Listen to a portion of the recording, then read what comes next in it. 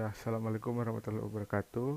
Eh, Kami di sini akan mempresentasikan tentang enterprise arsitektur. Di sini saya sendiri yaitu CP Wisna dan teman saya Lucky Triana Herman dan Selva Rizky. Selanjutnya di sini ada definisi enterprise arsitektur, yaitu suatu deskripsi atau representasi sistem yang memperlihatkan struktur dan operasi proses sistem, hubungannya satu sama lain, sehingga prinsip-prinsip dan guideline untuk pengembangannya.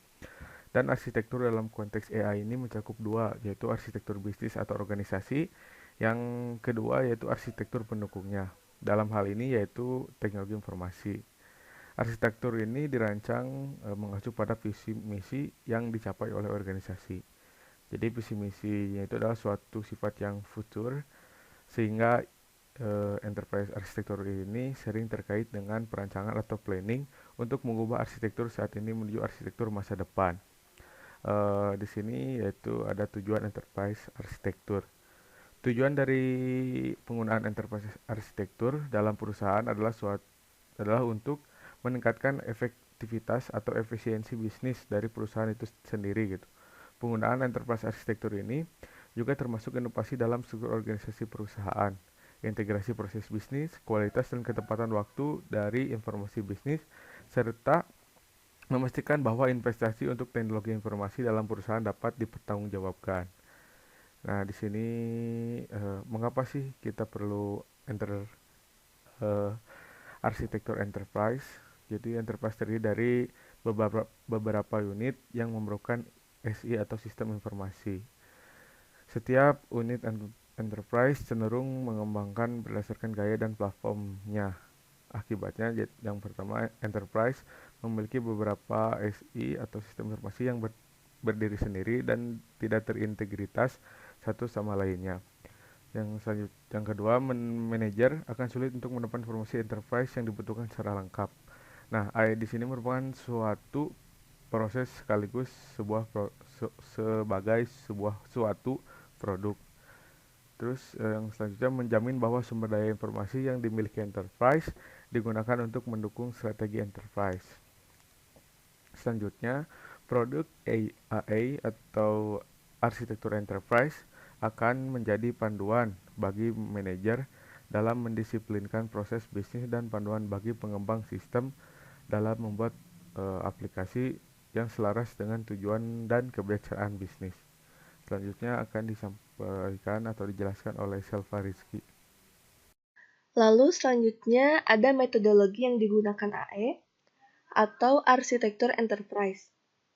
Untuk yang pertama, Enterprise Architecture Planning atau EAP pada prinsipnya menggunakan kerangka framework Jackman dengan cara yang lebih praktis. Yang kedua, rencana implementasi arsitektur enterprise berupa pengembangan aplikasi SI berbasis komputer. Yang ketiga, menghasilkan portofolio aplikasi di masa depan, yang dimana strategi SI yang tengah diterapkan dan yang akan dilakukan berikut dengan skala waktunya.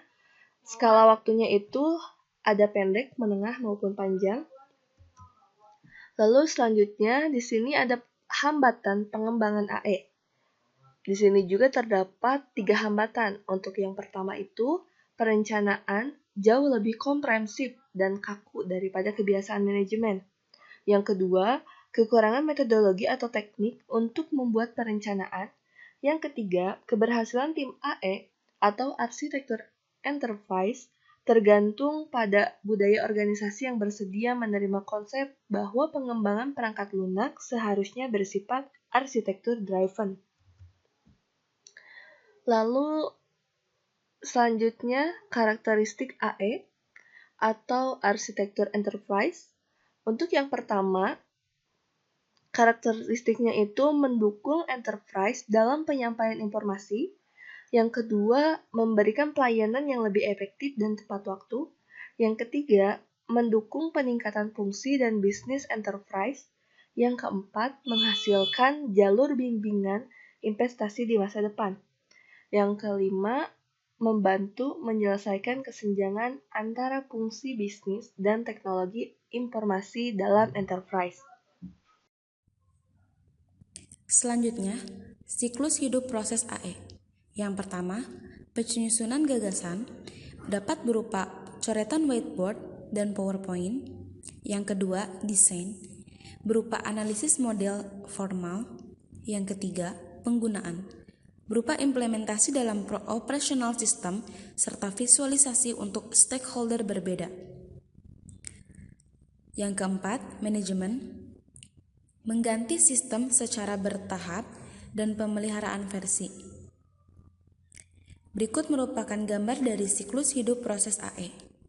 Dimulai dari gagasan, desain, penggunaan, lalu manajemen, di mana itu semua merupakan proses arsitektur.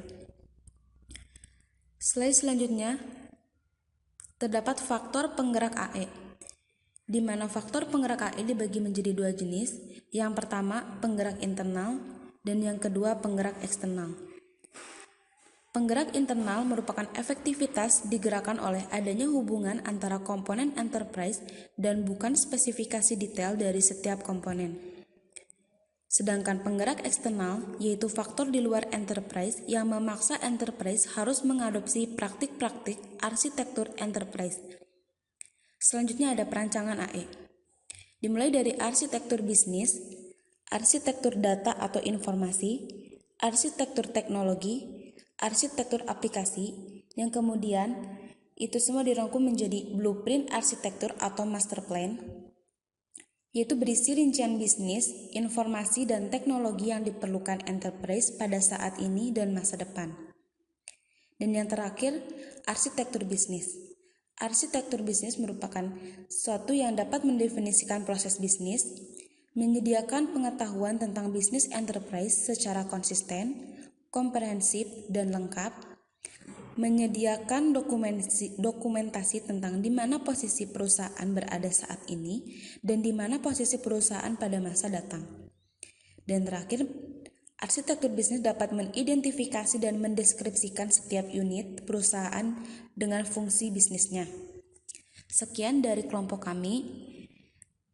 Mohon maaf bila terdapat banyak kekurangan. Wassalamualaikum warahmatullahi wabarakatuh.